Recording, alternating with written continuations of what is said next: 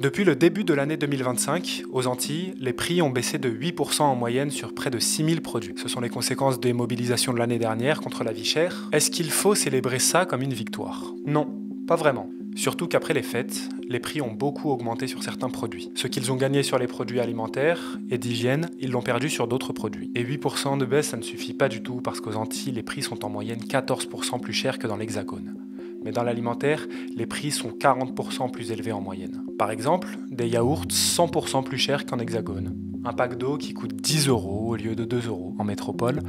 Et c'est un vrai problème car des centaines de milliers d'Antillais ont des problèmes d'accès à l'eau potable. Tout cela alors que le revenu médian mensuel est plus faible d'en moyenne 300 € par rapport à l'Hexagone. C'est dans ce contexte que l'année dernière, le RPRAC, Rassemblement pour la protection des peuples et des ressources afro-caribéennes, a mené une mobilisation massive qui a abouti le 16 octobre 2024 à un accord pour réduire les prix de 6000 produits de 20%. Mais le RPRAC n'a pas signé cet accord car il voulait un accord plus solide et plus transparent dans sa mise en place, avec un véritable alignement sur les prix de la métropole. La promesse du gouvernement était une baisse de 20%, mais nous n'avons constaté qu'une baisse de 8% des produits. 10 jours après la signature de cet accord, le 26 octobre 2024, le porte-parole du RPRAC, Rodrigue Petitot, alias le R, a été arrêté pour violation de domicile à la résidence préfectorale. Aujourd'hui, il est en détention provisoire jusqu'au 21 janvier 2025, jour de son procès. La répression a aussi visé 3 militants du RPRAC, dont la trésorière du collectif et le garde du corps du R.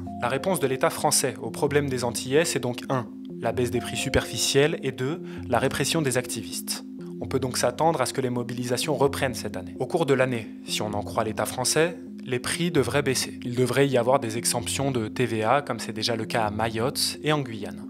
Mais dans ces endroits, le problème n'est pas réglé pour autant. Cette nouvelle mesure superficielle laissera intactes les causes réelles de la vie chère aux Antilles, mais aussi à Mayotte, à La Réunion, en Guyane et en Kanaki Nouvelle-Calédonie. Alors quelles sont les causes profondes de la vie chère dans les Outre-mer? C'est ce qu'on va essayer de comprendre aujourd'hui. Il y a 5 causes principales que nous allons analyser. L'octroi de mer, la stratification sociale, les monopoles, la profitation et la plus importante, la dépendance à la métropole. C'est parti et pensez à vous abonner à notre chaîne. L'octroi de mer est une taxe d'origine coloniale. L'octroi de mer est une taxe sur tous les produits importés aux Antilles. Son taux standard est de 8%, mais il peut aller jusqu'à 50% pour le tabac et il peut descendre jusqu'à 0% par exemple pour les chars et armes de guerre qui servent à réprimer les Antillais. Cette taxe date de 1670. Durant la colonisation, elle visait à soutenir l'économie locale, c'est-à-dire les planteurs esclavagistes. Cette taxe a été conservée, mais aujourd'hui, elle sert aussi à financer les collectivités locales et les infrastructures. Elle couvre près de la moitié des dépenses des personnels des communes. En début d'année, c'est principalement en abolissant l'octroi de mer que l'État français a pu négocier la baisse des prix par la grande distribution. Et l'État n'a pas prévu de compenser cette réduction budgétaire pour les collectivités. Donc en fin de compte, c'est les Antillais eux-mêmes qui payent les baisses de prix de début d'année. En abolissant l'octroi de mer et bientôt avec des exemptions de TVA, l'État essaye de baisser les prix sans toucher à la structure coloniale et inégalitaire de l'économie antillaise. L'inégalité d'une société racialement et socialement stratifiée. Les Antillais sont 2 fois plus pauvres que les hexagonaux. Mais en plus, l'inégalité est plus forte et ça influence les prix. En 2017, les 10% les plus pauvres en Martinique gagnaient 270 € de moins que les 10% les plus pauvres dans l'Hexagone. Mais les 10% les plus riches gagnaient 90 € de plus que les 10% les plus riches dans l'Hexagone. Donc les pauvres sont encore plus pauvres que dans l'Hexagone et les riches sont tout aussi riches, voire un peu plus, parfois. D'où vient cette inégalité ? C'est l'héritage colonial de la stratification raciale. La société antillaise était composée autrefois à 85% d'esclaves. Aujourd'hui encore, la partie la plus riche de la population antillaise, c'est les Békés, les descendants de colons, qui sont à peine 1% mais détiennent près de 40% de l'économie. Il y a aussi les métropolitains, entre 5 et 10% de la population. Ils occupent le plus souvent des postes de cadre et ont fait des études plus longues que les Antillais. Enfin, il y a aussi une égalité entre ceux qui sont restés aux Antilles, les sédentaires, et les natifs de retour, ceux qui sont partis en métropole, souvent pour étudier. Quand ils reviennent, les natifs de retour touchent de plus hauts salaires. Et ces natifs sont déjà issus de milieux plus aisés en moyenne. Car ce sont ceux qui peuvent se permettre le voyage et l'emménagement dans l'Hexagone afin de pouvoir y étudier. Dernièrement, il y a une égalité entre le privé et le public, car les salaires sont majorés de 40% dans le public. D'ailleurs, les métropolitains occupent 2,5 fois plus souvent des postes de cadre. L'État pourrait réduire toutes ces inégalités, notamment en développant les universités sur place, afin de limiter les inégalités entre sédentaires, natifs de retour et métropolitains. Mais ce n'est pas du tout ce qu'il fait. Plus de 60% des jeunes de moins de 25 ans sont au chômage en Guadeloupe. avec toutes les dérives que cela comporte. Comme par hasard, les champions avec nous, c'est la Guyane, la Martinique, la Réunion et Mayotte. Comme par hasard, toutes des colonies de la France. Et donc, nous avions négocié avec l'État et avec toutes les autorités qui interviennent dans ce domaine-là un véritable plan d'urgence pour permettre, d'une part, aux jeunes Guadeloupéens d'augmenter leur niveau dans le domaine de la formation, dans toutes les formations. Deuxièmement, de mettre un plan d'accès aux postes à responsabilité pour les cadres et les diplômés guadeloupéens. Et troisièmement, pour développer la création d'entreprises auprès des jeunes, particulièrement. Ça n'a pas été fait. Parce qu'en fin de compte, la volonté, elle est quoi? Et la volonté, c'est de nous maintenir dans un état d'ignorance, de léthargie et de domination. C'est-à-dire qu'il faut étouffer la jeunesse guadeloupéenne. Voilà. On a eu l'occasion de le dire aux représentants de l'État, c'était Gégo à l'époque. Quand vous allez au tribunal, mais le procureur et les juges chez qui, mais c'est des Blancs qui viennent de France, pour la plupart, pour la quasi-totalité. Quand vous allez à la préfecture, c'est la même chose. Quand vous allez à la gendarmerie, c'est la même chose. Donc, en fin de compte, quand vous arrivez ici, vous voyez une mosaïque de couleurs dehors, mais quand vous allez dans les bureaux où on décide, il n'y a plus cette mosaïque-là. Nous sommes dans un système qui est proche de l'apartheid, qui disait, mais il va falloir trouver une solution pour permettre aux Guadeloupéens, cadres et jeunes diplômés d'accéder aux postes à responsabilité. 10 ans après, qu'est-ce qu'on constate? Pas d'évolution. La société antillaise reste très inégalitaire et socialement stratifiée. Mais quel est le rapport, me direz-vous, avec les prix élevés? Eh bien, même si les prix sont trop élevés pour beaucoup d'Antillais, il y a quand même une partie de la population qui a les moyens de payer. La grande distribution préfère cibler les consommateurs les plus riches et faire de la marge sur eux, plutôt que de proposer des prix destinés aux consommateurs les plus pauvres, ou à tout le monde plus généralement. Tant qu'elle écoule ses stocks, la grande distribution n'a pas d'intérêt à trouver des solutions pour offrir des prix plus compétitifs. Ce phénomène est encore plus marqué à Mayotte et en Guyane, où l'inégalité est encore plus forte. Mais les taxes et l'inégalité n'expliquent pas tout, loin de là. Un problème de monopole ?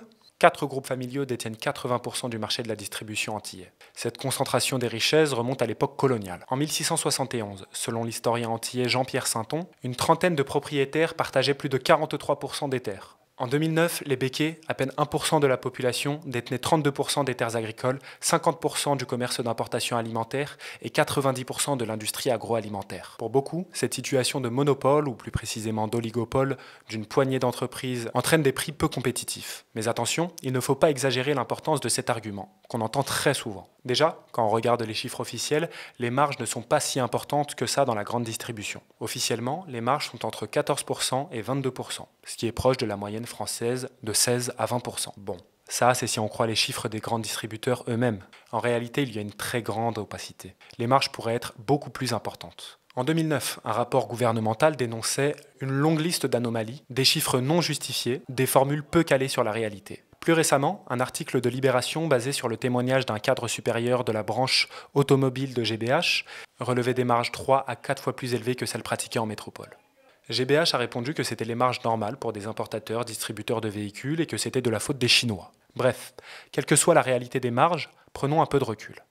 Plus généralement, dans la littérature économique, on ne trouve pas de corrélation entre taux de profit et niveau de concentration industrielle. Autrement dit, pas de lien entre les marges et les monopoles. C'est même parfois l'inverse qui est vrai. La compétition sur les prix peut être féroce, même quand seulement 2 acteurs se partagent un marché. Si on cassait les monopoles pour ramener les marges à un niveau normal, ça n'aurait probablement pas énormément d'impact sur les prix. Et plus globalement, le problème économique principal n'est pas le manque de compétition qui découlerait des monopoles. Si on se place d'un point de vue marxiste par exemple, le problème n'est pas les monopoles, mais la compétition capitaliste en elle-même. La critique des monopoles est bienvenue dans un contexte médiatique libéral. Tout le monde est contre les monopoles. Il y a des lois contre les monopoles aux États-Unis, dans l'Union européenne. C'est pour ça que cette critique trouve facilement sa place dans la presse libérale et modérée. Sur les oligopoles, ou les monopoles, mais il y a un quasi-monopole sur certains territoires du transport maritime. Sinon, en général, c'est des oligopoles ou des duopoles. Je veux dire d'abord que le premier sujet, c'est que, et c'est mon histoire personnelle aussi, c'est qu'il appartient à chacun par la création d'emplois, la création de sociétés, de lutter contre les monopoles. Monopole, c'est parce qu'il n'y a personne qui fait rien contre. D'où l'idée de création de valeur. Mais comme on va le voir, une critique plus radicale est également nécessaire. Si cette situation de monopole pose un problème particulier dans le cas des Antilles, c'est parce que ce n'est pas le monopole de n'importe qui, mais le monopole des familles de béquets, héritières de l'esclavage, et des entreprises de la métropole. Et ça a une grande importance symbolique et économique. Ça rend les Antilles logistiquement dépendantes de la France. Le coût de l'acheminement des matières depuis le continent européen est élevé. Et les grands groupes accumulent des profits à chaque étape de l'acheminement. C'est sûrement la première cause des prix élevés aux Antilles. Mais on va analyser ce point en dernier. D'abord, il faut parler de la profitation. La profitation. Même si les marges de la grande distribution sont moyennes aux Antilles, elles sont quand même excessives compte tenu du contexte. Les patrons, souvent béquets ou métropolitains, se mettent des millions d'euros dans les poches pendant que la population antillaise souffre. Le problème principal, c'est l'exploitation et le profit. En 2009, les Guadeloupéens parlaient de la profitation. La profitation est énorme aux Antilles. Prenons un exemple, le groupe Bernard Ayotte, GBH.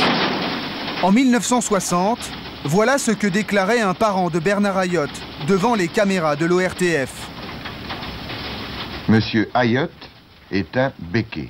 C'est facile à mener les ouvriers noirs? Oui, le noir c'est comme un enfant, il faut être juste, on en obtient ce qu'on veut. Vous êtes un béquet, qu'est-ce qu'un béquet? C'est ce qu'il y a de mieux. Les béquets sont les descendants des Blancs européens qui se sont reproduits en race pure dans les colonies. Descendant d'une vieille famille de colons arrivés dans les années 1680 en Martinique, ce béquet a hérité d'une fortune construite sur l'industrie sucrière esclavagiste, puis de l'indemnisation versée par l'État pour compenser la libération des esclaves en 1849. C'est avec ce capital de départ, suant le sang et la boue, que Bernard Ayotte fonde GBH en 1960. Surnommé l'empereur de la grande distribution par l'Express, il possède aujourd'hui 11 hypermarchés Carrefour aux Antilles, en Guyane et à La Réunion. En Nouvelle-Calédonie, il détient près de 60% du marché de la grande distribution. GBH est présent à toutes les étapes de la distribution et prend donc sa marge à chaque fois. Mais il y a une opacité qui fait qu'on ne connaît pas exactement le cumul total des marges de GBH. L'idée d'une étude extérieure sur l'accumulation des marges me semble une bonne idée. Et on n'arrive pas vraiment à trouver la vérité. Est-ce qu'il y a accumulation des marges ? Il y a un endroit où il y a accumulation des marges, je pense que c'est quand la marchandise arrive au port. Mais ces marges cumulées sont massives. Alors si l'État forçait GBH ou tout autre groupe à réduire ses marges totales, l'entreprise resterait viable économiquement. Et les prix seraient garantis pour les Antillais. Bien sûr, les patrons et les actionnaires de ces groupes ne l'accepteraient pas. Ils n'ont aucun intérêt à couper dans leurs profits, ils ne feront jamais ça volontairement et pourraient même préférer abandonner les marchés antillais. Alors, il n'y a pas de solution? Faisons une petite parenthèse. En France, dans beaucoup de secteurs, il n'y a pas de marge. Dans l'éducation, les soins, les transports publics, la distribution d'eau, tous ces secteurs économiques ne sont pas organisés pour rapporter des profits. Ils existent quand même, car ils sont indispensables à la population et qu'ils font tourner le reste de l'économie. Mais se nourrir, est-ce que c'est pas aussi un besoin vital? Alors est-ce qu'on pourrait pas, dans certains cas particuliers, abolir la logique des marges et des profits? Penser que la distribution alimentaire est un bien public? Évidemment, ce n'est pas du tout l'option envisagée par l'État français. Si les marges de la grande distribution pour les produits essentiels sont réduites aux Antilles, les métropolitains vont demander la même chose. C'est une mesure trop radicale et dangereuse pour le capitalisme français. Alors, l'État ne s'attaque pas à la profitation des grands patrons. Et donc, il fait payer les Antillais et promet des exonérations de TVA, ce qui pourrait créer du ressentiment du point de vue des métropolitains. La TVA étant l'impôt le plus injuste. Et ces mesures ne changent rien à la cause principale et à la différence de prix aux Antilles. La dépendance à la métropole, exclusive coloniale, autarchie et surprix coloniaux. L'encadrement des prix des produits de première nécessité avec préférence pour la production locale et financement de l'accompagnement de la production locale pour nous aller vers l'autosuffisance alimentaire. Mais c'est ça qui était prévu, il n'y a pas appliqué. Il faut vraiment prendre ce problème de bout en bout pour voir que le prix aujourd'hui, c'est la cerise sur le gâteau. On est à 8000 km d'un territoire. On nous empêche d'être autonomes et souverains alimentairement. Parce qu'on nourrit depuis 1635 un pacte colonial. Comme on l'a dit, les grands groupes contrôlent la chaîne logistique et d'approvisionnement. Ils accumulent les profits à chaque étape. Le problème aux Antilles, c'est qu'il y a beaucoup d'étapes d'acheminement. Car les produits viennent souvent de la métropole et du continent européen, ça augmente forcément les coûts cumulés des produits. C'est ce qu'on appelle le coût verticalement intégré. En fait, même sans marge abusive, même sans monopole, même sans taxe, le prix final serait souvent beaucoup plus élevé aux Antilles que dans l'Hexagone. Parce qu'aux Antilles, les entreprises et l'État privilégient le commerce avec la France métropolitaine et l'Union européenne. La majorité des aliments sont importés d'Europe, alors que les voisins du continent américain pourraient offrir des prix plus bas. On oblige les Antillais à commercer avec des gens qui sont à des milliers de kilomètres de chez eux. Pourquoi faire ce choix absurde? Ça semble illogique a priori. Pour comprendre cette situation bizarre, il faut remonter un petit peu dans l'histoire. Au XVIIe siècle, le pacte colonial, ou exclusif colonial, imposait aux colonies de n'échanger qu'avec les métropoles. Les colonies devaient, suivant la formule d'Henri VII, exporter des biens manufacturés et importer des produits bruts. L'exclusif colonial, instigé par Colbert, imposait aux colonies un cloisonnement du commerce et un retard industriel. À l'époque moderne, l'exclusif colonial a laissé place à la stratégie de l'autarchie. En 1901, Auguste Isaac, président de la Chambre de commerce, justifiait cette politique. Les colonies ne doivent fournir que des acheteurs et non pas des producteurs de produits industriels. Les colonies doivent nous acheter nos filets et nos étoffes, et nous restituer ainsi les sacrifices que nous avons faits pour les conquérir. Ok. Pourriture chien. C'est quoi? C'est qui ça, Auguste Isaac? Je l'attrape, je le balaye. Selon l'économiste Jacques Marseille, l'autarchie, héritière en droite ligne du pacte colonial, offrait aux producteurs coloniaux des prix supérieurs à ceux du marché mondial. Les colonies étaient obligées d'acheter à la métropole ces produits, même s'ils étaient plus chers que les produits des pays voisins. Mais pour comprendre plus en profondeur la logique économique de la colonisation, vous pouvez regarder la vidéo qu'on a faite avec Wissam. Comment l'Occident est devenu riche. Ainsi, l'Empire français était dans une situation absurde. L'Empire devait être maintenu, mais pas trop développé. C'est pourquoi la France achetait des denrées et des matières premières parfois plus chères dans les colonies que dans le reste du monde. C'est ce que n'arrêtent pas de répéter les droitards. Les produits coloniaux étaient souvent de mauvaise qualité et plus chers que les produits importés de l'étranger. Quand le litre de vin était payé 35 francs en Algérie, le même à qualité égale valait 19 francs au Portugal ou en Espagne. Par contre, ce qu'ils oublient de dire, c'est que l'inverse était aussi vrai. Les colonies étaient obligées d'acheter des produits français, souvent plus chers qu'à l'étranger. Par exemple, Pierre Moussa évaluait à 23% le surprix des tissus de coton métropolitains vendus dans les colonies. Vous avez sûrement déjà acheté des bananes antillaises, étiquetées Made in France, et vous ne le savez peut-être pas, mais le coût de production des bananes antillaises est au-dessus du cours mondial. Les bananes d'Équateur sont moins chères à produire par exemple. Cette différence est compensée par des subventions aux producteurs antillais. On pervertit les fonds européens pour gagner en autonomie alimentaire, en donnant 90% de ces fonds à la monoculture canne-banane. Ce n'est pas un grand sacrifice pour l'État. Depuis que la France a perdu la majorité de ses colonies, on consomme peu de produits d'outre-mer en France. On peut supporter les surprix coloniaux de quelques produits compensés par quelques subventions, et en l'occurrence, il s'agit surtout de la banane. Par contre, aux Antilles, ces surprix coloniaux sont omniprésents. Entre 50 et 80% des aliments consommés sont importés. Les importations viennent principalement de la France et d'Europe. 80%. Et les aliments importés sont surtout des produits transformés ou mis en conserve. Il y a une raison logistique à ces importations. Les Antilles produisent des bananes qui sont livrées en cargo en Europe. Pour amortir le coût du fret, c'est plus rentable de charger les cales de marchandises plutôt que de les ramener à vide. La structure économique coloniale est donc maintenue. Exporter des biens manufacturés et importer des produits bruts. Henri VII serait content. L'agriculture antillaise est structurée par l'exportation de bananes vers la métropole. C'est près de la moitié des exportations. Malcolm Ferdinand parle de bananisation des Antilles. Et à travers l'exposition au chlordécone, pesticide longtemps utilisé dans les bananeraies, cela touche la santé de 90% des habitants de Martinique. Aujourd'hui, en 2024, il n'y a toujours pas de diversification alimentaire. On dépend toujours de la tomate d'Espagne ou de la prune d'Espagne ou des raisins d'Italie, par exemple. Alors qu'on est sous des latitudes qui nous ensoleillent tout le temps et qui pourtant ne nous permettent pas de le faire parce que les grands propriétaires terriens ici détiennent une grande partie du foncier sur lesquels ils font de la monoculture. On sort du chlordécone. On sort d'un non-lieu au chlordécone, avec des cancers de la prostate, du sein, de la thyroïde. Des enfants ont des cancers du sein à quelques mois de vie. Des enfants ont des cancers des testicules au sortir du ventre de leur mère, qui sont alimentés au chlordécone par le cordon ombilical.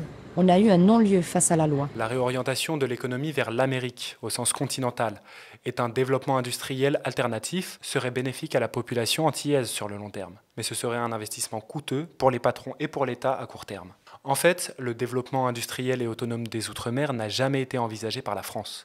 Marius Moutet, ministre des Outre-mer du Front populaire, déclarait déjà en 1938 « Ce serait une lourde erreur de précipiter nos colonies vers une industrialisation irréfléchie. Il ne faut pas créer un prolétariat qui, exploité et mécontent, serait rapidement dangereux pour la souveraineté française. Ok, l'autonomie économique et industrielle des Antilles risquerait donc de s'accompagner d'un désir d'indépendance politique.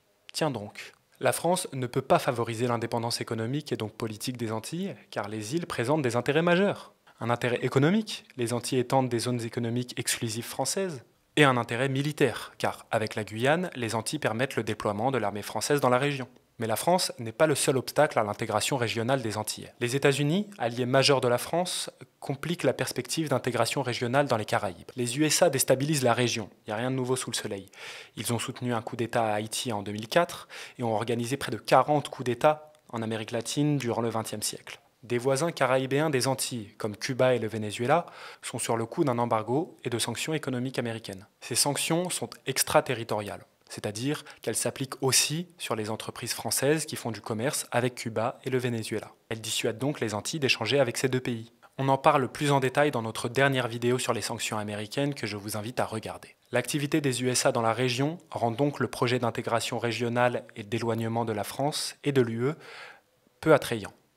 Pour l'instant. Mais l'hégémonie des USA en Amérique latine comme dans le monde est en perte de vitesse. Vous le voyez, il y a de nombreux obstacles à la baisse des prix dans les Antilles. À terme, il n'y a que deux sorties possibles de cette situation. L'égalité réelle, qui nécessite le contrôle des prix par l'État, en rupture avec la logique capitaliste.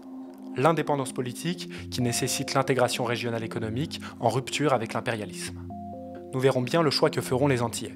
Et la France. Car la seule autre alternative est le maintien d'une situation coloniale qui appartient à un autre temps et qui ne pourra pas durer éternellement. Merci d'avoir regardé cette vidéo, pensez à vous abonner à la chaîne de Parole d'Honneur et n'oubliez pas que le procès du R, porte-parole du RPRAC, aura lieu le 21 janvier. On va suivre l'évolution juridique de la situation du R et vous tenir informé sur les différents rassemblements qui sont organisés par le RPRAC. Il y en a eu déjà un certain nombre qui ont été massifs dans les rues parisiennes. Merci aux tipeurs qui nous permettent de nous financer avec un maximum de visibilité. Je vous invite également, pour ceux qui ne l'ont pas encore fait, à commander le 3e numéro de la revue Nous.